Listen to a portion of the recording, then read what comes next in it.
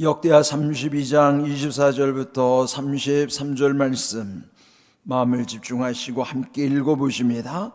그때에 히스기야가 병들어 죽게 되었으므로 여호와께 기도하매 여호와께서 그에게 대답하시고 또 이적을 보이셨으나 히스기야가 마음이 교만하여 그 받은 은혜를 보답하지 아니하므로 진노가 그와 유다와 예루살렘에 내리게 되었더니 히스기야가 마음의 교만함을 뉘우치고 예루살렘 주민들도 그와 같이 하였으므로 여호와의 진노가 히스기야의 생전에는 그들에게 내리지 아니하니라. 히스기야가 부와 영광이 지극한지라 이에 은금과 보석과 향품과 방패와 온갖 보배로운 그릇들을 위하여 창고를 세우며 곡식과 새 포도주와 기름의 산물을 위하여 창고를 세우며 온갖 짐승의 외양간을 세우며 양떼의 우리를 갖추며 양떼와 많은 소떼를 위하여 성읍들을 세웠으니 이는 하나님이 그에게 재산을 심히 많이 주셨음이며 이 히스기야가 또 기온의 윗샘물을 막아 그 아래로부터 다윗성 서쪽으로 곧게 그를 얻으렸으니 히스기야가 그의 모든 일에 형통하였더라. 그러나 바벨론 방백들이 히스기야에게 사신을 보내어 그 땅에서 나타난 이적을 물을 때에 하나님이 히스기야를 떠나시고 그의 심중에 있는 것을 다 알고자 하사 시험하셨더라. 히스기야의 남은 행적과 그의 모든 선한 일은 아모스의 아들 선지자 이사야의 묵시책과 유다와 이스라엘 열왕기에 기록되니라. 히스기야가 그의 조상들과 함께 누움에 온 유다와 예루살렘 주민이 그를 다윗 자손의 묘실 중 높은 곳에 장사하여 그의 죽음에 그에게 경의를 표하였더라. 그의 아들 므낫세가 대신하여 왕이 되니라. 아멘. 히스기야 왕에 대해서 우리 지금 오랜 시간 동안에 함께 묵상을 나누고 있습니다. 히스기야 왕은 남유다의 13번째 왕으로서, 그러니까 남유다의 전체 20명 왕이 있었는데 이 히스기야는 그 중에 하나님이 좀 각별히 여기신 왕이죠. 그래서 이 역대하 29장부터 오늘 이 32장까지 무려 4장에 걸쳐서 히스기야 왕에 대한 기록을 담아놓고 있는 겁니다. 그런데 오늘 이 마지막 히스기야의 죽음에 대한 기록인데, 여기 오늘 이 읽은 말씀 중에 보면은 이제 히스기야도 또 교만하여서 하나님의 진노를 산 적이 있어요. 자, 그리 보면은 히스기야 왕도 하나님께서 각별히 여기긴 했지만은 완전하지는 않았다는 것이죠. 그러니까 이스라엘의 모든 왕들 중에서 완전한 왕은 한 명도 없어요. 왕들 중에서 가장 추앙받고 존경받는 왕은 다윗이잖아요. 그 다윗도 범죄했거든요. 하나님 앞에 그도 간음죄와 살인죄를 저질렀던 아주 중죄인이죠. 그리 보면은 세상의 왕들은 하나님의 계중에 특별히 귀히 여겼던 왕들이 있었지만 그렇다고 해서 완전한 왕들은 한 명도 없다. 그렇게 해서 결국은 왕 중의 왕이요 만왕의 왕이신 평강의 왕으로 오시는 예수님만이 완전하다는 것을 증거하는 거예요. 세상은 완전하지 않다, 그런 것이고요. 그래서 결국은 우리에게 만왕의 왕이고 왕 중의 왕이시며 평강의 왕이신 예수님이 우리에게 오셔야 되는 거예요. 그리고 그 평강의 왕이신 예수님이 우리를 다스려 주셔야 하는 거예요. 왕은 다스리는 거잖아요. 그런데 왕은 다스리는 것 가운데 백성들을 지배하고 때로는 또 폭정, 아주 폭력 정치를 통해서 백성들에게 고통을 주는 경우도 많았죠. 그럴 때 여기에 세상의 왕들을 통해서 우리에게 하나님이 가르쳐 주시는 건 뭘까요? 세상에는 완전한 왕이 없고 하나님이 보내주시는 만왕의 왕, 평강의 왕이신 예수님만이 완전하시다는 것을 우리에게 기다리게 하시고, 그 왕이신 예수님으로만이 우리의 삶도 비록 완전하지는 않지만 완전을 향하여 가는 것을 온전함이라고 하는 거예요.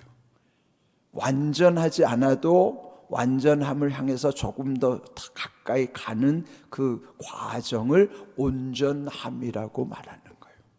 그럼 우리는 완전할 수는 없어도 온전할 수는 있어요. 그러면 어떻게 해야 될까요? 완전하신 예수님의 다스림 가운데 있을 때만이 나는 더 예수님을 닮아가는 온전함으로 살아가는 거예요. 그리고 여러분, 말 뜻을 잘 이해하셔야 돼요. 완전과 온전은 달라요. 그러니까 여기서 그렇게 대단했던 히스기야 왕도 넘어졌고, 그러니까 우리는 세상에 그 어떤 것 의지할 것이 아니라 완전하신 예수님으로만이 온전해져 가는 인생이라는 것을 늘 기억하면서 살아가도록 하시는 거예요. 오늘 여기에 이제 마지막 히스기야가 어떻게 하나님 앞에서 또 그 모습에 비춰지는가. 24절, 그때에 히스기야가 병들어 죽게 되었으므로 여호와께 기도하며 여호와께서 그에게 대답하시고 또 이적을 보이셨으나 그랬어요. 자, 그때라고 하는 것은 이 앞에서 보면은 엄청난 시련을 겪었잖아요. 그 북방에 아수르가 초대적으로 내려왔는데 도저히 감당할 수가 없었어요. 그럴 때 얼마나 많은 스트레스를 받았겠어요. 그런데 하나님이 이 히스기야의 기도를 들으시고 또 한 천사를 보내셔서 아수르 다 물리치고, 또 쳐내려왔던 아수르의 왕 사네립은 돌아가자마자 그의 우상 성전에서 오히려 자기 아들들에게 암살을 당했더라. 그 앞에 있었던 내용이에요. 그 내용이 그때에 하는 거예요. 그러니까 아수르와의 전쟁에서 하나님이 이기게 하신 다음에 불행하게도 히스기야는 죽을 병이 들은 거예요. 이 뜻하지 않게 이런 병이 찾아오면 얼마나 당황하겠어요. 그 당시에 선지자가 이사야거든요. 그러니까 이사야 선지자를 히스기야 왕에게 보내셔서 너는 곧 죽게 된다라는 말씀을 전해주는 겁니다. 그럴 때 히스기야가 그 죽을 병에 걸렸을 때 어떻게 했는가? 여호와께 기도하였다. 그러니까 히스기야는 그나마 기도하는 왕이었고, 기도할 때에 여호와께서 그에게 대답하시고 또 이적을 보셨다는 건 뭐예요? 기도에 응답하셨다, 그 말이에요. 그러니까 어떻게 응답하셨는가? 여기 역대하 본문에서는 자세하게 기록이 안 되어 있지만은 열왕기하 20장 3절, 우리 한번 자막을 같이 읽어볼까요?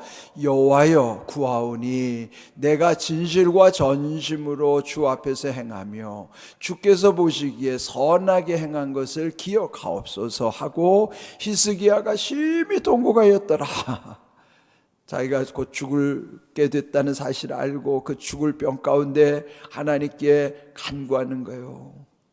하나님, 진실과 전심으로 내가 하나님 앞에서 행했지 않습니까?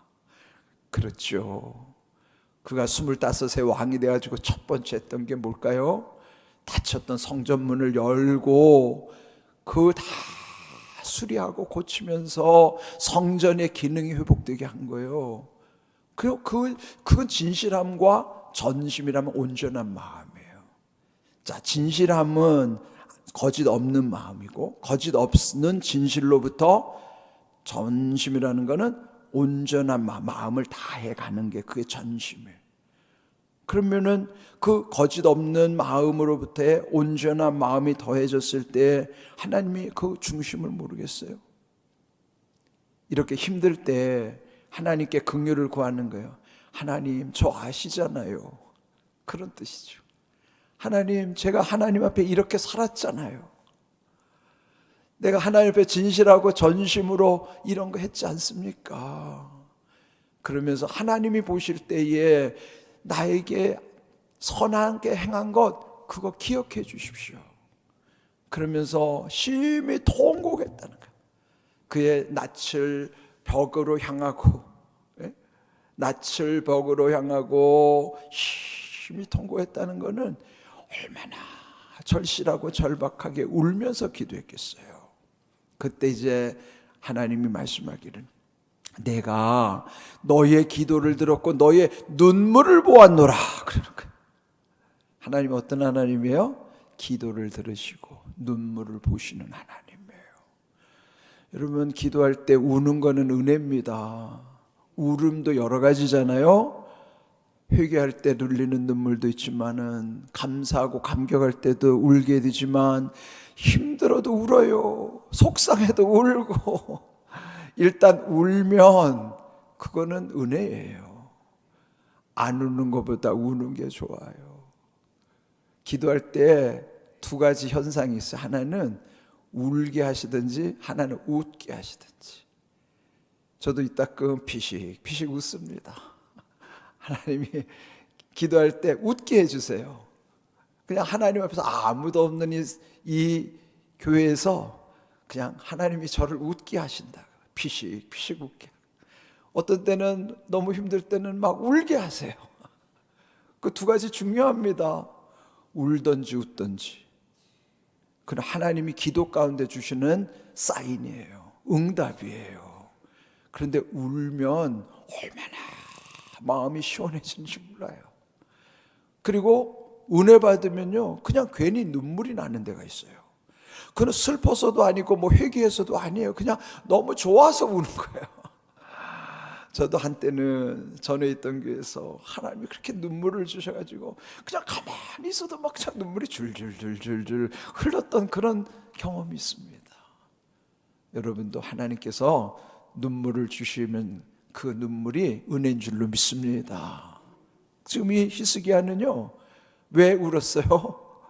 이제 죽을 병에서 자기가 할 수 있는 게 하나님께 이 긍휼을 구하는 것밖에 없습니다. 진실과 전심으로 내가 살았지 않습니까? 중심 보시는 하나님 앞에 긍휼을 구하면서 심히 통곡할 때에 하나님은 그의 기도를 들으시고 그가 우는 눈물을 보셨노라고 하면서 다시 이사야 선지자를 보내가지고 내가 너의 생명을 15년 더 연장시켜 주겠다. 그래서 15년 더 연장이 된 거예요. 예? 아니, 죽을 병에 걸린 사람은 한 1년만 더 살아도 그거 얼마나 귀한 건데, 그 죽을 병에 걸렸다가 15년이나 더 살았던 거예요. 그런데 문제는 그가 살아난 다음이 문제라고. 아니, 살아났으면 15년 세월이 정말 더 겸손하고 귀하게 살아야 되잖아요. 그래, 인간은 그렇지 않아요. 하나님이 은혜 주시면 또 교만해지기 쉽습니다. 인간은요, 그냥 가만 내버려 두면요, 이게 스스로 교만해질 수밖에 없는 존재라고. 왜? 자기가 잘난 줄 안다고. 예? 인간은 죄인이기 때문에 가만 내버려 두면 교만해져요. 지금 히스기야가 그 다음 교만으로 넘어가는 단계가 나와요. 25절. 히스기야가 마음이 교만하여 그 받은 은혜를 보답하지 아니하므로 진노가 그와 유다와 예루살렘에 내리게 되었더라. 얼마나 귀한 일이에요. 그런데도 그때, 아니, 죽을 병에 걸렸던 히스기야 왕이 살았다는 소식이 다른 나라에 막 전해지니까 너무 신기하고, 그래서 당시에 또 다른 강대국이 일어났는데 거기에 바벨론이라고 하는 강대국이죠. 거기서 또 사신을 보내가지고, 그러면 그때 이 히스기야가 하나님을 간증해야 되잖아요. 하나님을 높여야 되잖아요. 나는 하나님이 살려주셨다고 간증해야 되는 좋은 기회인데, 오히려 그냥 강대국에서, 아니, 자기보다도 더 큰 엄청난 나라에서 사신을 보내와가지고 막 이렇게 관심을 보이니까 자기가 막 쭈뼛쭈뼛 교만해가지고요, 그 왕이 있는 그 궁궐의 그 창고들을 그 성전의 보물창고, 그거를 막 다 보여주면서 자기네 그 궁궐에 있는 창고, 성전에 있는 창고에 막 진귀한 진기명기들, 보물들 다 보여준 거예요. 그러니까 속내를 다 들여다 보여주는 거예요. 아니, 국가가 기밀사항은 가려져야지, 숨겨야지. 국가 기밀은 숨겨야 되는데 자기들 국가 기밀까지 자랑하느라고 다 노출시켜버린 거예요. 그러니까 바벨론은 그걸 다 다 호시 다 노린 거죠. 그래 나중에 바벨론에게 무너진다고, 이 나라가. 예? 자기는 살았는데 나중에 바벨론에 의해서 이 나라가 무너진다고요. 참 어리석잖아요. 그러니까 그 교만함 가운데 이렇게 결국은 하나님의 진노가 임하게 되는 것인데, 또 그나마 다행인 것은 26절, 히스기야가 마음의 교만함을 뉘우쳤다 그랬습니다. 그래서 결국은 여호와의 진노가 히스기야 생전에는 내리지 않았다는 건 뭐예요? 히스기야 생전에 내리지 않았지만 그 후대에 그 나라가 무너지는 거예요. 하나님은 정확하세요.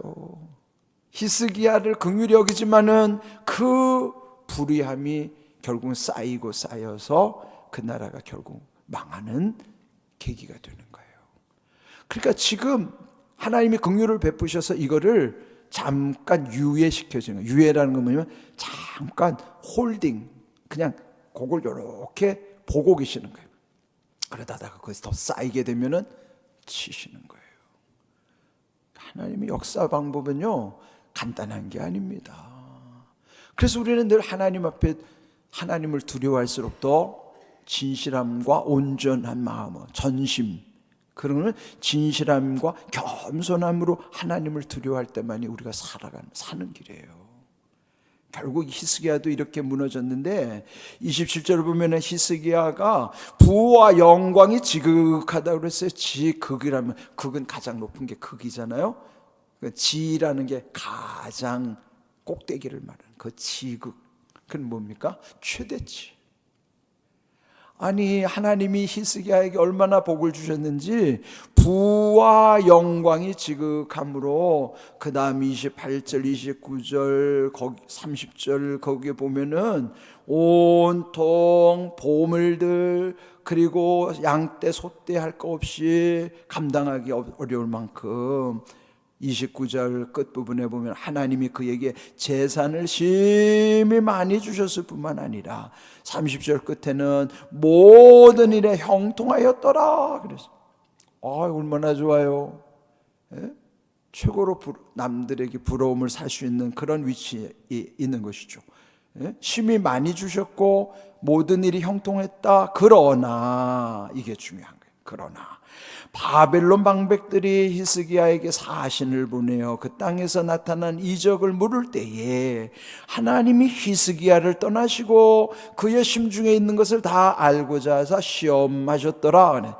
오늘 제목이 심중에 있는 것. 심중이 한문으로 마음 중심이 심중이에요. 심이 마음이죠. 중은 중심이에요. 마음 중심. 심중을 뒤집으면 뭐야? 중심이 되는 거예요. 심중, 중심 똑같은 말이에요. 마음 중심은 아무도 모르죠. 우리는 서로 마음 중심 몰라요. 하나님은 심중을 꿰뚫어 보시는 거예요. 그런데 왜 심중에 있는 것을 알고자 하시는가 하면은 그거를 알고자 시험하신다. 하나님이 시험하시는 방법은요, 우리 안에 있는 거 모르는데 그를 끄집어내려고 하는 거예요. 왜 끄집어내실까? 그걸 증거로 삼는 거예요. 근데 히스기야는 바벨론 사신들이 왔을 때에 자기 심중에 있는 것에 교만이 이제 드러난 거예요. 이렇게 하나님의 시험 가운데 그는 뭐가 드러나냐면 속내에 숨겨져 있던 교만이 쭉 드러난 거예요. 하나님 반드시 시험하십니다. 반드시 시험하세요. 그런데 이 심중에 있는 것을 시험할 때 거기서 이 히스기야는 교만에 쑥 올라왔는데 그와 반대로 심중에 있는 것을 하나님께 그대로 드러나서 복받은 사람이 있어요. 자, 우리 창세기 22장 12절 말씀 함께 읽어봅니다. 사자가 이르되 그 아이에게 내 손을 대지 말라. 그에게 아무 일도 하지 말라. 네가 내 아들 네 독자까지도 네게 아끼지 아니하였으니 내가 이제야 네가 하나님을 경외하는 줄 아노라. 그래. 누굴까요? 아브라함입니다. 아브라함이 독자 하나밖에 없는 독생자 이삭을 번제로 드리라고 그럴 때 그는 주저하지 않고 사흘길을 가서 정말 모리아산에서 그 아이를 이제 칼로 죽이려고 할 때 다급하게 멈추게 하신 거예요. 그러면서 이제야 알았다. 그 뭐예요? 심중에 있는 건 모르잖아요. 하나님은 아세요. 왜 모르겠어요, 하나님. 그러나 그게 드러나야 증거가 되는 거예요. 여러분 마음속에 있는 거는 심증이구나. 마음속에 있는 거는 증거가 아니에요. 여러분 마음에 무슨 꿍꿍이가 있는지 어떻게 알아요? 근데 그것이 드러나면 이게 증거가 되면 이게 죄가 되는 거예요. 죄가 드러나기 전에 심중에 있는 거는 악이고, 악은 숨겨져 있는 게 악이고, 드러나는 행위는 증거가 죄가 되는 거예요. 그리고 우리라도 죄를 지었으면 그 죄의 증거를 가지고 처벌하는 거예요. 그런데 악하다고 해서 사람을 처벌할 수 있어요? 모르죠. 저 사람이 악한지 안 악한지 어떻게 알아요? 그걸 속에 있는 거를. 그게 드러나서 악이 죄를 지면은 그게 증거가 돼가지고 처벌을 받는 거예요. 하나님도 마찬가지예요. 우리 안에 악이 있어요. 근데 그것이 하나님이 심중에 있는 것을 시험하실 때 악함이 이렇게 지금 히스기야처럼 죄로 드러나면은 그러면 하나님이 기뻐하시지 않죠. 반대로 아브라함은 하나님을 얼마나 사랑하는지가 이제 심중에 있던 것이 순종함을 통해서 드러난 거예요. 그거를 하나님이 증거로 삼으셔서 아브라함을 복을 주시는 거예요. 그래서 여기서 시작한 게 뭐예요? 여호와 이레 내 아들을 놓아주고 양을 대신 이미 예비하신 양 여호와 이레. 그래서 그게 여호와 이레요. 예비한 양. 그래서 그 양으로 하나님께 번제를 드리는 거예요. 거기서 여호와 이레가 나온 거란 말이에요. 그러니까 여러분 지금 이 두 가지 케이스가 얼마나 달라요? 심중에 있는 것이 어떤 증거로 나타나는 말이에요. 그러니까 하나님이 우리를 시험할 때에 내 심중에 모르잖아요. 아무도 몰라. 그런데 이제 모든 사람에게 하나님은 드러내기를 원하시는 거예요.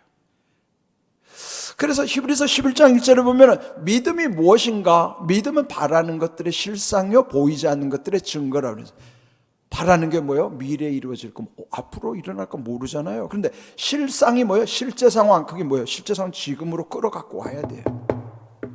내가 지금 실제 상황이 저 바라는 것에 대하면 내 실제 상황이 무언가는 그게 증거예요. 또 보이지 않지만 증거가 있어야 돼. 그게 믿음이에요. 심중에 있는 믿음이 실제 상황 속에 그리고 증거로 보이게 해요. 믿음은 숨겨져 있는 것을 드러내는 게 믿음이란 말이에요. 여러분 어떤 믿음으로 드러납니까 지금? 하나님 심중에 있는 거 드러내시는 거예요. 그럴 때 그 악이 죄로 드러나는 사람이 있는가 하면 선이 이렇게 하나님 앞에서 복으로 드러나는 사람이 있단 말이에요. 여러분은 심중에 있는 것 하나님이 시험하실 것인데 어떤 것이 증거로 드러날 것인가를 잘 생각하세요. 심중에 있는 것 반드시 하나님이 드러내십니다. 그래서 우리의 마음이 중요한 거예요. 오늘 주시는 귀한 말씀의 은혜 가운데 여러분이 정말로 마음 중심, 심중, 마음 중심 항상 하나님과 연결되고 마음 중심이 진실함과 온전한 마음, 전심, 진실함과 겸손함으로 끝까지 하나님을 의지하는 복된 믿음, 복된 삶이 되시기를 주님의 이름으로 축복합니다. 아멘.